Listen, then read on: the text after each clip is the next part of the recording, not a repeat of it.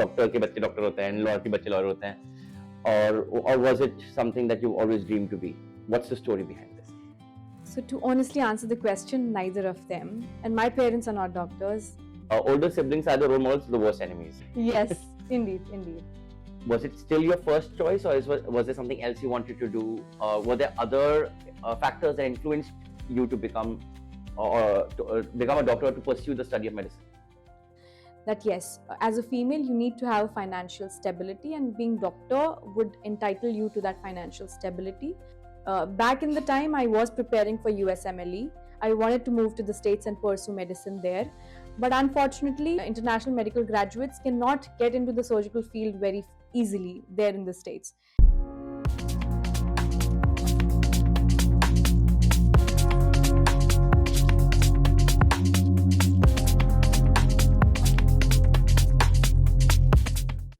Hello, and welcome again to another episode of the Ayush Way, a place where we talk about health, wellness, life and lifestyle, and everything in between. In this series, we begin with understanding the people behind the quotes, the, the person behind the title. And on that note, I would like to introduce to you Dr. Juhi, MD in Dermatology. And I'm sure a lot of you are waiting for this episode because it touches on two essential aspects that plague all of us: skin and hair. But before that, let's get to understand what makes her her. Welcome, Dr. Juhi. I'm so happy to have you here today. I'm pleased to be on the show.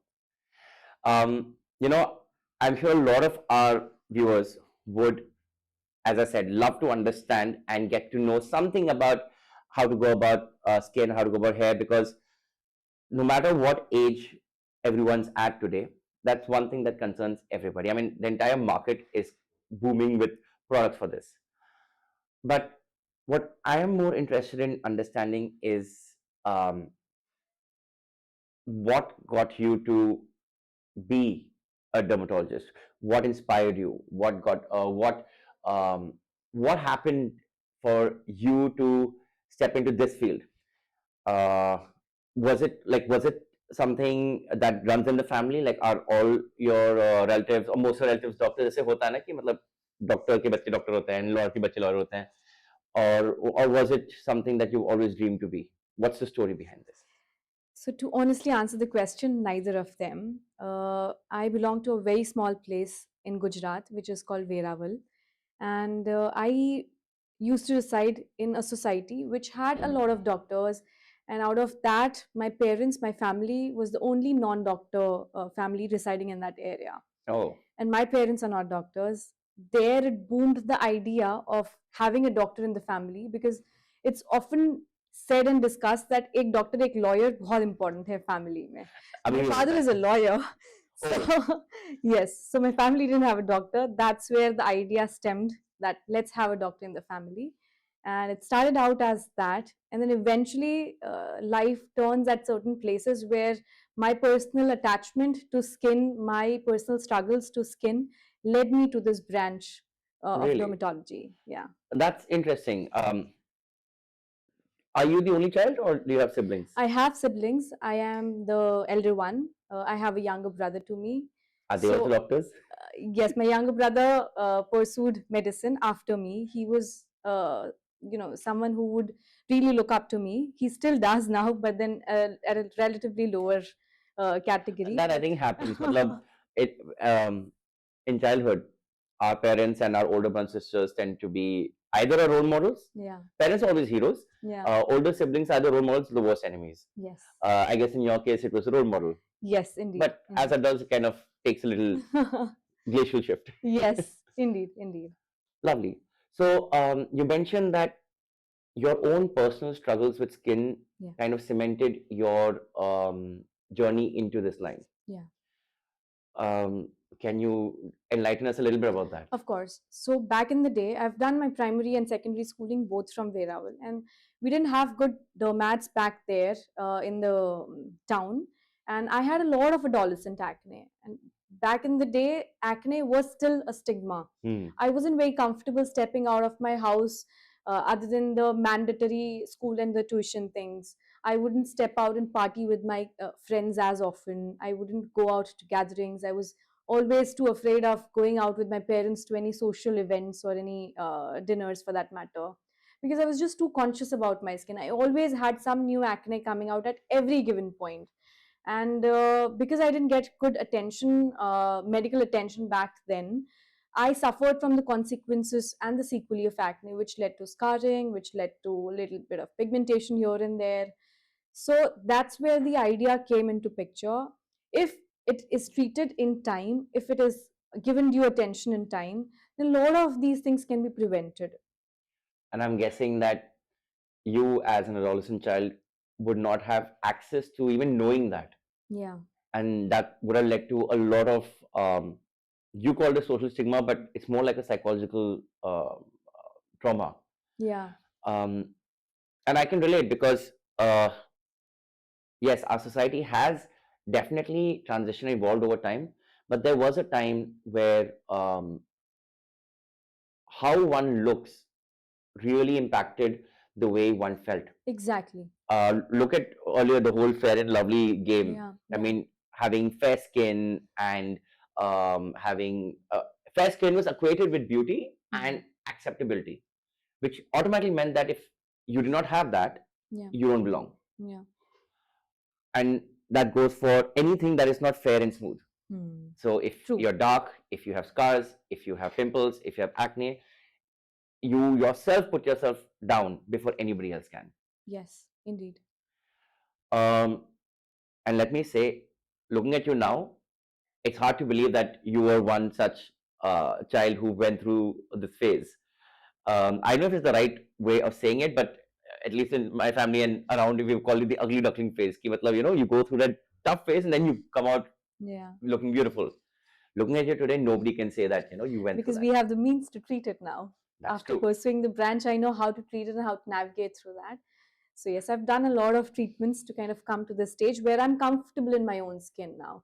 I have scars, yes, because we can't treat it 100%, but now I'm much comfortable than I was before, all thanks to the means and the science. So one can say the emotional scars have been healed. Yes. Tell us a little bit more about your journey. What was the field of medicine easy for you? Was it your first choice? I mean, I understand that yes, your own personal experiences paved the way to it. Yeah. But was it still your first choice, or was there something else you wanted to do? Were there other factors that influenced you to become become a doctor, to pursue the study of medicine? Yeah, so the first pioneer thought was of my mom's, that yes, as a female, you need to have financial stability, and being doctor would entitle you to that financial stability And respect. And respect indeed. So it started out from that. I got into MBBS, and then during my internship rotation, which happens after the 4.5 year studies of MBBS, that 1 year of internship wherein we rotate through different specialties, that's when I realized that I'm more into procedural work, I'm more into surgical line of work. That excited me a little more. Back in the time, I was preparing for USMLE. I wanted to move to the States and pursue medicine there. But unfortunately, international medical graduates cannot get into the surgical field very easily there in the States. Why is that? Yeah, because they prefer Americans more, they prefer Okay. the US citizens more in terms of surgical specialties. We only get, say, for example, any diagnostic specialties such as internal medicine, pediatrics, psychiatry, those as our specialty there. And back in the day, I was more keen on procedural work and surgical work. And then I pivoted towards NEET PG, which is the Indian body that gets into the residency program and the specialty program. So the first try of my NEET PG, because it was a pivot from USMLE to NEET, I scored a decent rank and I was getting anesthesia in the first try. But like I told you, I wanted to become a surgeon back then, and I did not want to be on the other side of the OT table when the surgeon is performing or conducting the surgery. It would let me down all through the life that I wanted to be on the other side of the table. So I decided I will wait, and that was a silent grid in myself that I want to do something which calls me in the first round of counseling. I remember that distinctive date when we go at the capital of the state, which is Gandhinagar for Gujarat, and there the counselings were conducted. And I remember I had to wait until 12 o'clock in the night for my turn to come because I was a little farther in the rank list. Wow, I can't. And It's hard for me to imagine any body of work, especially if it's a yeah. government body, working till midnight. Oh yes, because it had a lot of pressure also back then for them to कि finish off, निकालो जल्दी. And to be finish honest, off the back then I rounds. think, be it private or public, all services were more streamlined, and I think they were more dedicated. Yeah, Now maybe. things are just a little chaotic. Yeah. So I waited until 12 in the midnight to get that anesthesia seat. And That would have that, been such a झटका ना, yeah, मतलब झटका लगा कि यार yeah. ये तो चाहिए नहीं मुझे. Because according to the previous year's rank list, I was getting into surgery. So I waited for that time until 12. And हाँ. despite that, I was getting anesthesia. So that put me back. And there was a silent grid in myself that next year, when I attempt wholeheartedly, I want to be on the first day in the first round itself. So it kind of So fueled this determination and yes. ambition कि भाई अब ये करना ही है. So the next year following that, I wholeheartedly started and missed all the festivities. Since we are from Gujarat, I'm from Gujarat, we have so many festivals coming. Garba, Diwali is our New Year's. So everything was back to back, and I missed almost everything of it, and all weddings, all family functions, and everything, just to my room and my books. That year I decided, let me just reach in the hierarchy and in the merit list, let me just reach to gynecology, wherein I could do surgical work, and I could also kind of fuel my passion towards the procedural part of the profession. Before we move forward to understand this, Yeah. I want to take a few steps back. Yeah. You mentioned that, okay, your mom was also a strong influence Yeah. for you to get into field of medicine. Yeah. I would like to understand for you, how easy or difficult was that, like to get into that field? Oh, to be very honest, I was always a math student. Okay. I never wanted to pursue biology as a career. You need to enlighten us on that a little bit more, because as per CBSE, anyone who wants to study biology has to have maths, like PCM plus B hota hai. Yes. But So the way you're speaking, it seems like maths and bio. back in the day in Gujarat, we had to choose, either we could opt for math or biology, or for people who do not make up their minds easy and in time, they can opt for both. But then it was a little difficult to cope with both major subjects, considering physics and chemistry. So then we could streamline and we could just take up either maths or biology. I opted for biology because of my parents' instinct. And it was not a pressure on you, like it was like, It was I don't mind.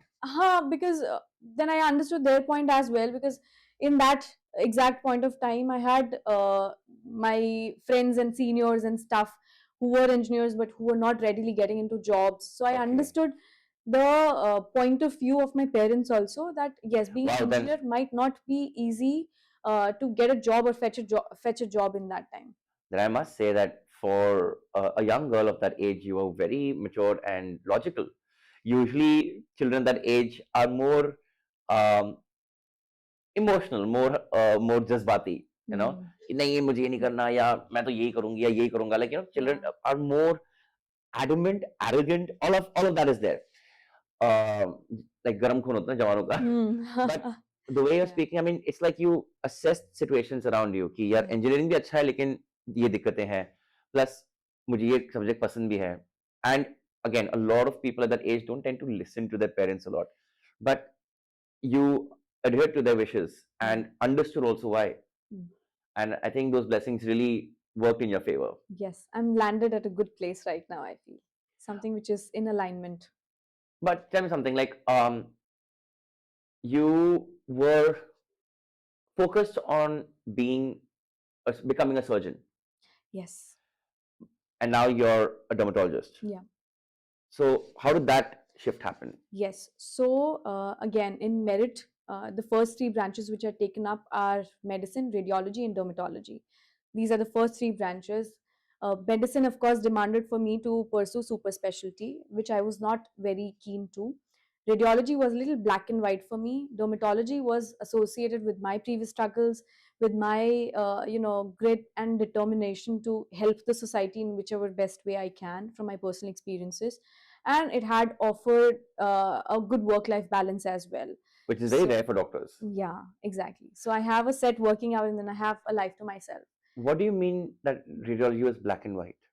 See, radiology, the patient interaction is relatively less as compared to other medical And specialties. that was important for you? Yeah. I really wanted to enter into a field where I could converse, understand, and empathize with the patients, understand where their issues are coming from, and how I can be of the best help to them. So medicine for you was just not treatment in terms of healing with techniques or equipments or the now modern technology. For you, it seems that medicine is incomplete without the human touch, the personal Exactly, interaction. exactly. And Does that play a big role in your work today? yes, it is.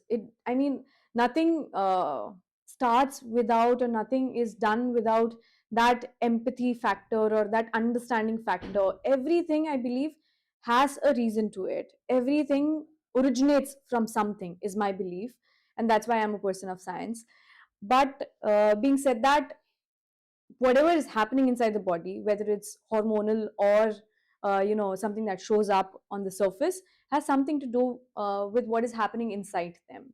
And during my preparation for NEET PG, my dermatology professor told me that dermatology is never just the skin. It has also to do with psychology. So you have to study psychiatry. You also have to study dermatology, because Wow. there's a huge domain in dermatology which we call psychodermatology. Okay. There's a specialty in itself in dermatology. Very interesting. I never knew of that. Yes. So dermatology is incomplete without being a psychologist in itself.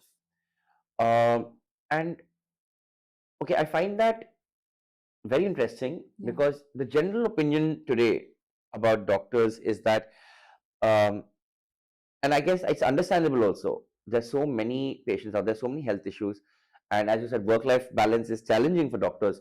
That generally when you go to a hospital or you go, especially government hospitals, empathy is one thing that's lacking Mm. in the doctors and nurses. They're brilliant at what they do. I am not uh, speaking against them in any way, but yeah, like, and as I said, it's understandable. They face so many patients. They face so many tragedies and so many difficulties that it is assumed that they become numb to it. Mm. And so even when they interact with patients, it's very need to know basis. Yeah. So when you say that empathy is a big factor and that client interaction is very important, it takes me a little by surprise, because has that not, this 4.5 year or 5 years of MBBS and then your post graduation, in all these years of dealing with patients, didn't it toughen your skin? Didn't it make it difficult, or not? I would say difficult, but um, like, didn't it put connecting with patients to the backseat? So, see, dermatology is a specialty wherein we always see chronic conditions. Say, for example, psoriasis, which is a very common condition, vitiligo, which is again a very common condition. These two conditions are so common, but yet they're chronic. They never can be cured, they can only be treated. Hmm. So, these people will keep coming back to you time and again. Yeah. Seasonal changes, winters, psoriasis flares. Triggers are there, yeah. Yes, so they'll come back. So, we as dermatologists, we become a part of their inner circle at times because we see them so often, and it is, science has not found a cure to it. Hmm. We only can treat it. So these people are going to come back, these patients are going to come back, and they'll have us in their lives as an integral pillars in their time. lives for a very long time. And hence sharing just the need to know basis is not Sufficient. yeah, we kind of become a part of their lives, that we know when and how the kids are growing up, what are they doing. That becomes part of the conversation then. So it's important, I would say, then, for you to build not just a medical trust with these people, but also like a bond, a relation, Yeah. so that they can open up to you. And taking forward from what you said earlier, that as a child, when you had acne yourself, and it affected the way you felt, the way you uh, thought, the way you behaved. Yeah. I mean, from what I can understand, it stopped you from doing and being a certain way, or doing a lot of things, and participating in things that normally you could have, like, it affected your day-to-day life. Yeah. And if I connect that with everybody else out there, that their skin condition affects the way they behave, then yeah, it makes sense that it's important for dermatologists to have a very strong skill in when it comes to interpersonal aspects. Precisely. Wow, that's very interesting. Yeah. Okay. Uh, so we understood that you did your MBBS, you want to go into surgical line, and we were talking about how you shifted into dermatology. Yes, so dermatology again, kind of a unique feature is, of course, you can cure people and cure patients just with your pen and paper, but it involves procedural part too, which I've always keen for. Along with my desk, my table, and the pen, I always can fall back to great treatments, good lasers, good peels, good anti-aging treatments such as fillers and Botox that can really make the person feel confident just about a 30-minute procedure, and how and what wonders it can do to the person's life in terms of their confidence. But a lot of people have issue. I mean, there are a lot of I don't know what's the best word, be it stigma or issues or misconceptions. I don't know with Yeah, the terms that you just used, yeah. Botox, peels. Like the first thing that comes to your mind is like chemical, Hmm. right? And chemical generally means bad. Hmm. So what do you have to say about that? Okay, so the food that we're eating, the air that we're breathing, is that free from chemicals? That's my only question. In Delhi, we're right now shooting this podcast in Delhi, Yeah. which has AQI on most occasions above 400. Is that healthy? Can we leave the city? No, we can't. um, Again, the food that we're eating has a lot of pesticides, and that is what it takes to grow them in a healthy way without insects breeding on it, but we have to use it. So we're consuming all of that. Is that healthy enough? So there are a lot of misconceptions to it, but it also adds good value. It also adds, kind of scientifically remolded and readjusted parameters to improve and enhance that exact thing. So okay, I definitely agree with the fact that there are pollutants and chemicals in now everything that we consume, Yeah. but doesn't change the fact that it is not uh, doing any good to us. But over here, when you're talking about these treatments, you're saying that they add value. Yeah. But let me be the voice of the general audience here, that does it do any harm?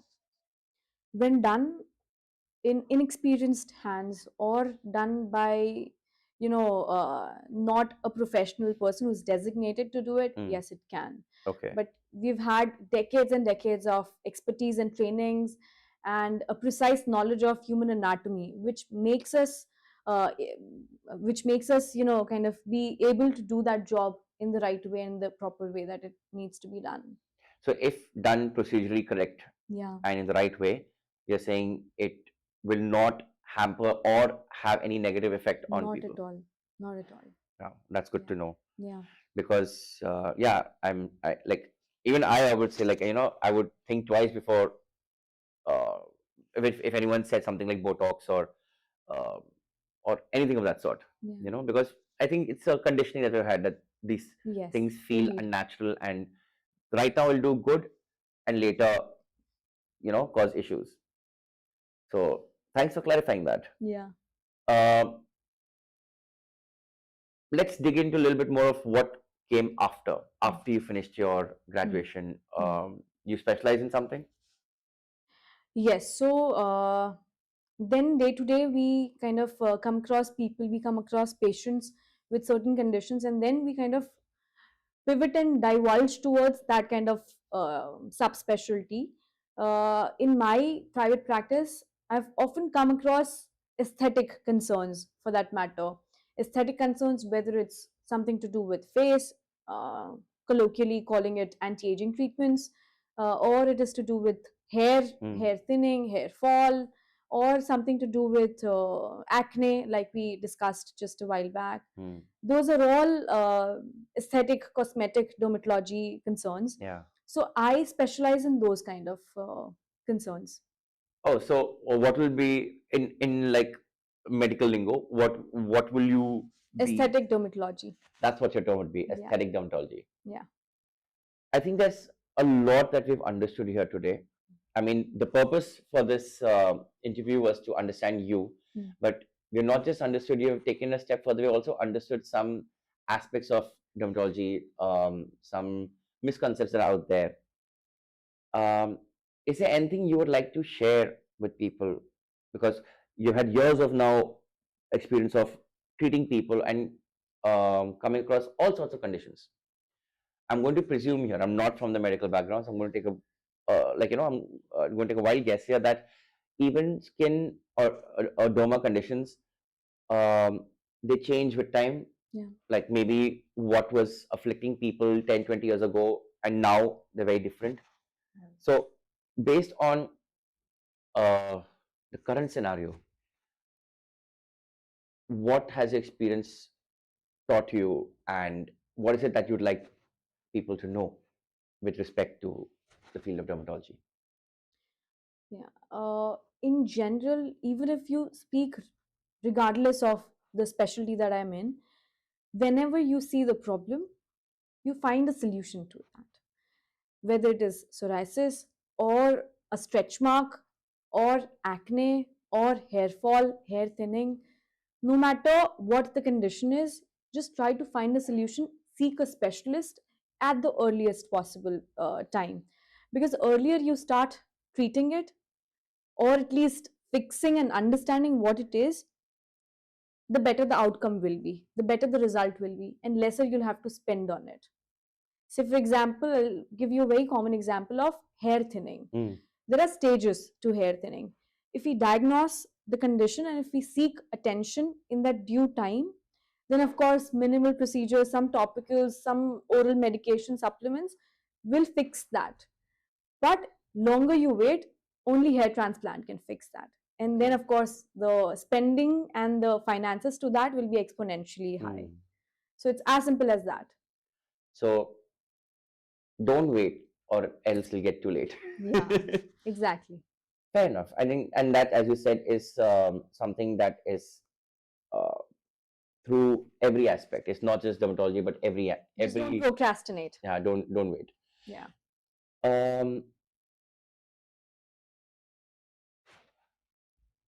What I would like to say here is that, first of all, this conversation has been very insightful. You know, at Athayush, we are working towards a future where people understand health, people understand um, and are aware about uh, the issues that come from lifestyle problems. Yeah. There's ample knowledge out there, there's ample information out there, but instead of creating clarity, it's creating confusion. Yes. And while that's happening, the way once upon a time society revered doctors, giving them almost godlike respect because they're healers. Today, doctors, teachers, like people are not giving them the same kind of respect. And also because education, healthcare, they're all becoming very business oriented. And in this whole loss, or in this whole mix, we are forgetting that healing is deeply human. So as I was saying at Ayush, we're trying to bring back that understanding that healing is human, and knowledge is important. It's important to be aware, so that we should not procrastinate. We should not wait till the end moment to get ourselves treated, be it out of laziness, be it out of mistrust, be it out of lack of knowledge. ये नहीं होना चाहिए. Exactly. Yeah. And I'm glad that we have someone like you coming on board with us, because as we move into this world where health is such an important and a pivotal aspect of everyone's life, they should know where to find good doctors. Yeah. So on that note, I would like to thank you for taking out time, for sharing your stories with us. I know that life has been a big struggle, you know, Um, and what I can say is that you beautifully maneuvered it. You kept your parents' wishes. You respected your parents' wishes. You built your dreams and aspirations alongside theirs. And I can see that today you have really accomplished yourself as a very confident and clear and um, an inspirational young woman. I can only wish you the best as you move forward. Um, yeah, I don't know what more to say, but it was definitely an honor having you here. Thank you, Murphy. It was a pleasure for me too.